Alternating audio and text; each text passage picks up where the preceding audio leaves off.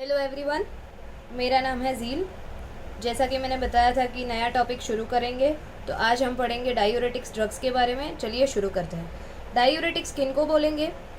वैसे ड्रग्स जो सोडियम और वाटर दोनों का सिक्रीशन बढ़ा दे यूरिन में, net loss of sodium and water increase कर दे इन यूरिन, उसको बोलेंगे डायूरेटिक्स। कहाँ पे कौन सी कंडीशंस को ट्रीट करने में डायूरेटिक्स ड्रग्स यूज़ करेंगे हम लोग? Hypertension and oedema.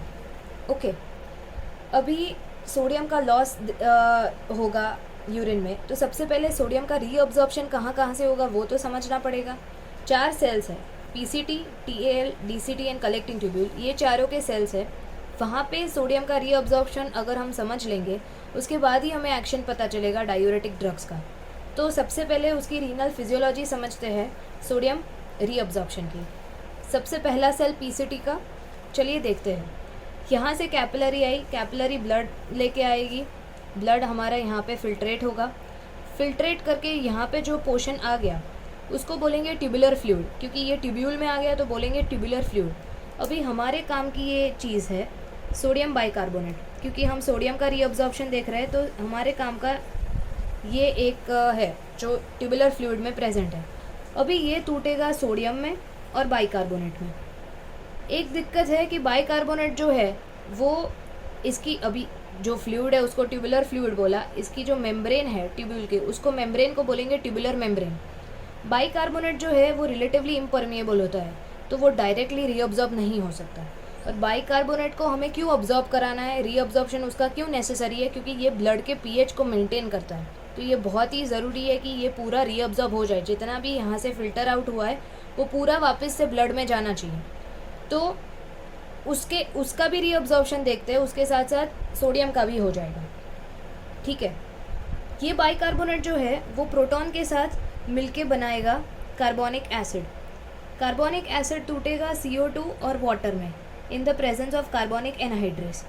अभी ये दोनों जाएंगे सेल के अंदर, CO2 और वाटर, वो वापस से सेल में भी प्रेजेंट होता है कार्बोनिक एनहाइड्रेस, तो वो बनाएगा H2CO3 कार्बोनिक एसिड। ये टूटेगा प्रोटॉन में और बाइकार्बोनेट में। तो जैसा कि ये बाहर था और ये इम्परमिएबल थी मेम्ब्रेन इसके रीअब्जॉर्प्शन के लिए, तो ये इस मैकेनिज्म के थ्रू वापस मतलब अंदर आ गया, रीअब्जॉर्प्शन हो गया। अभी प्रोटॉन हमें चाहिए नहीं, तो क्या होगा, यहाँ पे एक एक्सचेंजर है, प्रोटॉन को वो बाहर फेंकेगा और सोडियम को है उसको अंदर ले लेगा। तो ये जो एक्सचेंजर है, अभी देखिए ध्यान से, प्रोटॉन की ये वाले डायरेक्शन में मूवमेंट हो रही है और सोडियम की इस वाली डायरेक्शन में। Sodium is moving from right to left, whereas proton is moving from left to right. दोनों की डायरेक्शन अलग अलग है, तो इसको बोलेंगे एंटीपोटर। और कौन सा एंटीपोटर? तो ये दोनों जो आयंस है उसका नाम आगे जोड़ दो।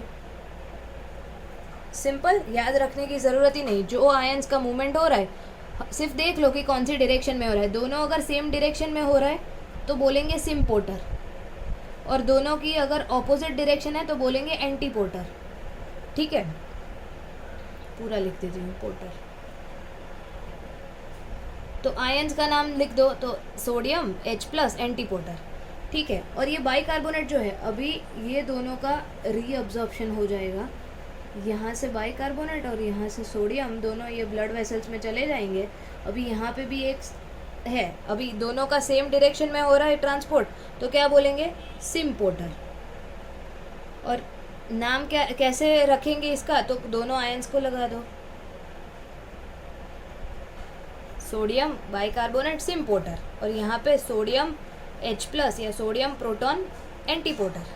ठीक है, तो ये था सोडियम रीअब्जॉर्प्शन पीसीटी के वहाँ पे, कि पीसीटी के आगे क्या हो रहा है। अभी सोडियम जितना भी ट्यूबुलर फ्लूइड में है उसका 65 to 70% रीअब्जॉर्प्शन तो यहाँ पे ही हो जा रहा है।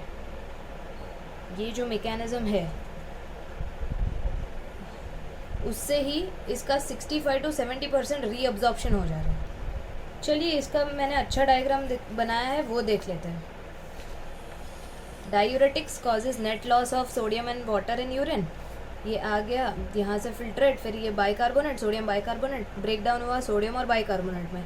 H+ की प्रेजेंस में कार्बोनिक एसिड, CO2 और वाटर में टूटा कार्बोनिक एनहाइड्रेस की प्रेजेंस में। ये दोनों अंदर चले गए, अगेन फॉर्म हो गया कार्बोनिक एसिड, वो ब्रेक डाउन हुआ H+ और बाइकार्बोनेट में। अभी प्रोटॉन हमें अंदर नहीं चाहिए, उसको हम सिक्रीट करेंगे, सोडियम को अंदर ले लेंगे, तो सोडियम प्रोटॉन एंटीपोटर, ये और बाइकार्बोनेट तो हमारा आ गया अंदर। बाइकार्बोनेट और सोडियम यहाँ सिम्पोटर की हेल्प से वापस से ब्लड में रीअब्जॉर्ब हो जाएंगे। ठीक है, तो ये था पीसीटी के आगे क्या चीज़ होती है, पीसीटी के आगे कैसे सोडियम का रीअब्जॉर्प्शन होता है उसके ऊपर। ठीक है, थैंक यू सो मच।